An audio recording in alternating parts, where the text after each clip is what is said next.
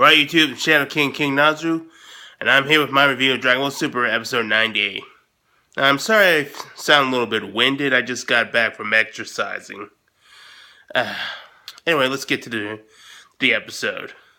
We start off with the Supreme Kai of douchebaggery, Roh, gloating on how Goku is surrounded by his Universe 9 fighters, specifically the trio of danger. And everybody's excited on getting to fight Goku, especially Bergamo, who wants revenge for Goku humiliating him at the Zen exhibition match.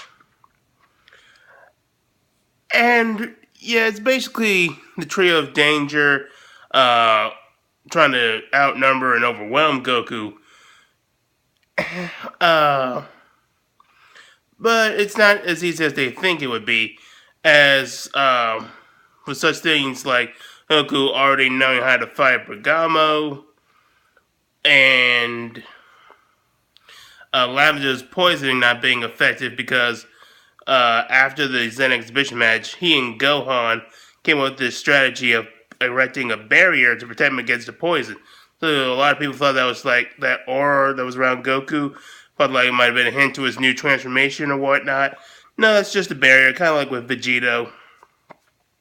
I mean, it kind of makes sense that they have to do that because there might be enemies like Lavender and Frost who can poison you and you won't be able to recover if you don't have sensor beams or whatever. Of course, you wouldn't have to worry about that if they had kept Majin Buu with his healing powers. But no, I guess there's nothing much we can do about that now. So basically, the trio of danger have to resort to like sneak attacks, and basically sucker punches and kicks to get any hits on Goku, which makes it hard because he can't sense their energy yet. Now, I still don't think they use God Ki. I mean, they have some kind of like unique key that's unique to them. Though the anime doesn't go into it. So maybe it's just like unique to their race where it's difficult, if not impossible, to sense their ki, much like God Ki. And while Goku's fighting the trio of danger, we see Frieza just defeated Napapa, and he decides he's going to try to have some fun of his own, and starts torturing this bad guy that was trying to get the drop on him. And he just shoots a deputy and says he's going to be his plaything, and it's basically just be him torturing him with death beams. But enough about that. I don't really care about Frieza if I've already previously established. And Goku starts to struggle with the trio of dangerous sneak attacks, and Beerus is saying that is asking why doesn't Goku just go Super Saiyan God Super Saiyan, which would have made this fight significantly easier. Though Whis says that Super Saiyan God Super Saiyan drains your stamina, so he's trying to save it for like a bigger fight, like with Jiren or the other Pride Troopers. And again, that's not the case because Super Saiyan God Super Saiyan has perfect ki and stamina control. I honestly don't know why they contradicted that. I mean, that just makes you question how he was able to beat Frieza if the form drains your stamina. Then, I mean, because in the movie and in the Resurrection of that saga, Goku and Vegeta 1 do a war of attrition. I mean, it's kind of the same mistake from Toyotaro's shitty manga. So I really don't get it. But yeah, Goku's starting to struggle, and then Vegeta decides to step in and help out against the other fighters. or at least in his own way, as he's basically going to try to take on as many fights as he can, with Goku wanting his fair share. But fortunately for both of them, or unfortunately, depending on your point of view, more of the Universe 9 fighters come in. And I don't know all their names, but I remember the dragon thing that which I previously thought was a gargoyle. Uh, his name is Sheppel, and he has iron skin and breathes fire. So I thought he was a pretty cool character in terms of techniques and design. Then we got Hop, which looks like that gothic cat girl, and she was helping Lavender fight Vegeta, and they were managed their coordination techniques allowed them to get a few good hits on Vegeta, even hit him in the stomach. Which, fortunately for Vegeta, he also was able to put on a barrier thanks to Goku telling him about the poison. And basically, Roh just continuously talking smack, and also come up with these tacky names for all of his fighters' techniques, like the Absolute Zero Ice Attack or whatever, the Danger's Triangle for the Trio of Danger, so many. Even the Elder Kai and Bears thought it was annoying.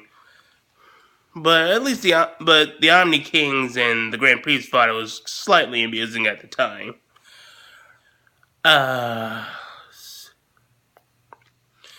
eventually Goku and Vegeta just decided they had enough of this, and they basically beat the majority of the Universe 9 fighters by going Super Saiyan and wailing on them.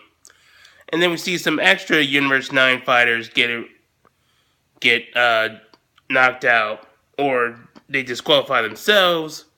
I mean, with Frieza intimidating the bad guy into running out of the arena, and thus unwittingly getting himself eliminated, and he realized how much of a dumbass he was being. And the bunny girl, she got eliminated off screen, which makes her look like an even bigger loser than the most of the other Universe 9 fighters. And it's kind of been implied that Android 18 fought her and knocked her out. So, yeah, that's kind of funny that this character was so pathetic she didn't even get an on-screen fight. It's really funny. But ultimately it's up to the Trio of Danger to keep to hold out for Universe 9. And they tried to use their Danger's Triangle Beam, or whatever it was called. And we get to the really cool part, where Goku and Vegeta go to Super Saiyan God Super Saiyan, and Vegeta fires his final flash, and Goku does his God Kamehameha. But it combines together into the final Kamehameha, so this is like the first time they were able to do that technique without fusing into Vegito, which is really impressive. And it overpowers the Trio of Danger's attack, and they get eliminated. And this is where we get into the really heavy stuff. After they get eliminated from the tournament, the Omni Kings take them off the God Pad, and as it's been stated, they have been erased from existence, like an instant. I held no strong feelings towards Universe 9. Maybe a little bit of procedure, because he seemed like a nice guy for God of Destruction standards. But everyone else, they were either too much of a loser for me to care about, or you got like people like Roh, who are just a bunch of assholes. So, but that said, seeing the universe get destroyed as it was promised does add a great deal of tension towards this tournament. I mean, which is going to add a lot of pressure to the fighters and show them just how much danger they truly are.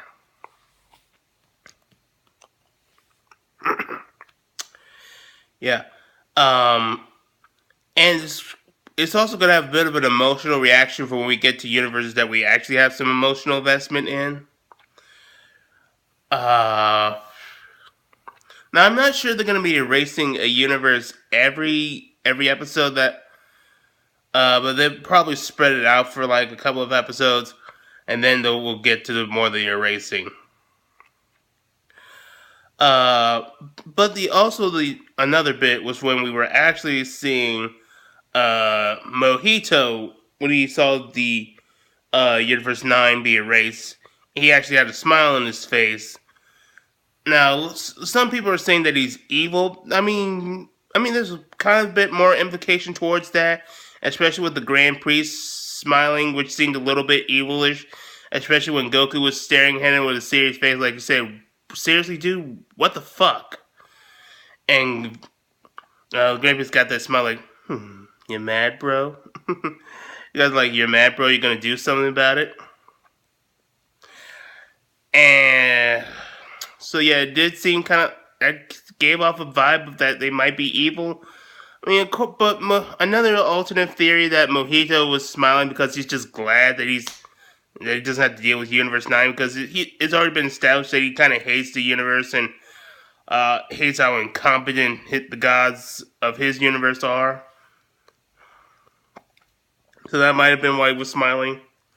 But I do see some more credence towards the angels might be up to something, and it's nefarious.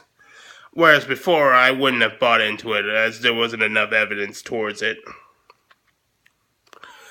Overall, I'd say this is a pretty good episode. I did like to see the dynamics of Goku and Vegeta working together. We also got to see Universe 9 fight and how they would do it, basically overwhelm their opponents with superior numbers and try to get them off balance. There was also a lot of funny bits, and we got to see just how much tension this saga really has with the Omni Kings erasing each universe that is eliminated from the tournament. Which a lot of people said that there's not a lot of tension in Dragon Ball Super, which I would argue against. But this really brings it more apparent that there is a great deal of tension, so there's our stakes that people can get invested into. Excuse me. So that's my review of Dragon Ball Super episode 98. And I'll catch you guys later. I got some things to do.